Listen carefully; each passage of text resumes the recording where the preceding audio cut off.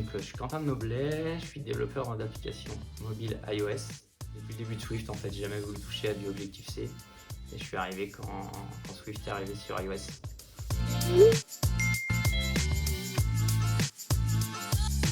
Déjà, on avait une expérience due à nos apps précédents. C'est déjà les bases en l'accessibility, par exemple le Dynamic Type qui permettait de changer la UI des textes dans l'app.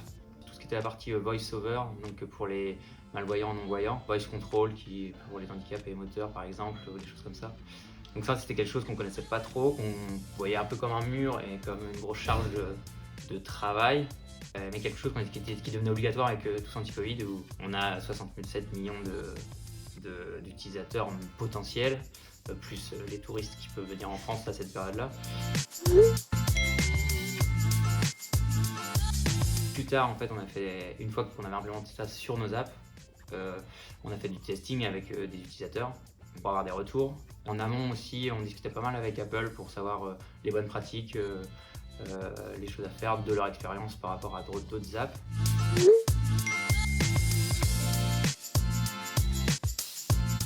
Finalement, c'est aussi hyper bien pensé par Apple, j'imagine par Google aussi, pour que ce soit facile et que ça ne soit pas justement le mur. Et ça devient rapidement un automatisme quand on crée des nouvelles vues, des nouvelles features dans les apps, ça devient rapidement un automatisme et en fait ça nous prend pas beaucoup de temps. Et si en plus ça nous permet de valider que la feature elle est bien pensée. Parce que souvent une feature qui va être facile d'utilisation facilement implémentable pour un non-voyant ou un handicapé moteur, bah, elle va être aussi simple pour une personne qui est sans handicap. Et donc en fait on gagne sur tous les terrains, l'application elle devient plus facile à l'utilisation. Alors en termes de coût, donc forcément au début il y a un peu une rampe d'apprentissage qui est non négligeable, mais en fait déjà l'accessibilité ça va devenir la norme sur toutes les apps, donc ça va être obligatoire et c'est une super nouvelle. C'est pas beaucoup de temps en plus et au contraire ça va impacter l'application pour tous les utilisateurs et la rendre aussi plus simple parce que ça nous oblige à simplifier en fait les choses si on veut que ça soit facilement accessible pour les personnes avec un handicap et donc ça va aussi faciliter pour les utilisateurs lambda.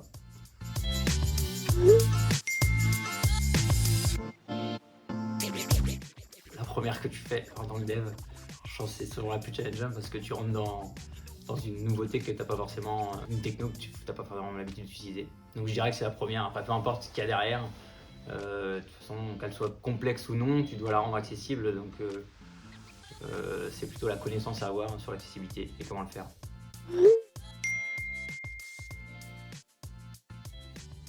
Déjà d'utiliser les iPhones en accessibility, qu'au début à utiliser VoiceOver c'était un peu un challenge et au moment où tu dois le mettre en place, tu es obligé d'apprendre à l'utiliser.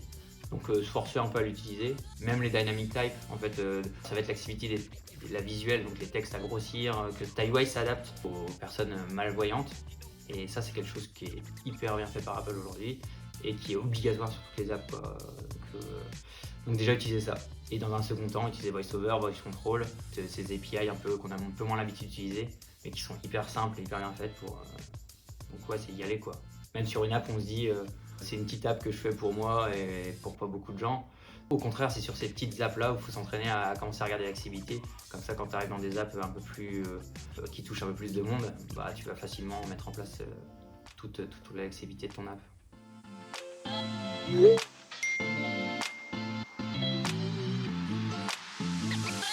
C'est de pouvoir toucher des millions de personnes et de pouvoir toucher tout le monde avec notre application et d'avoir un vrai impact sur leur vie. Et je pense que c'est ça le véritable avantage de l'accessibilité.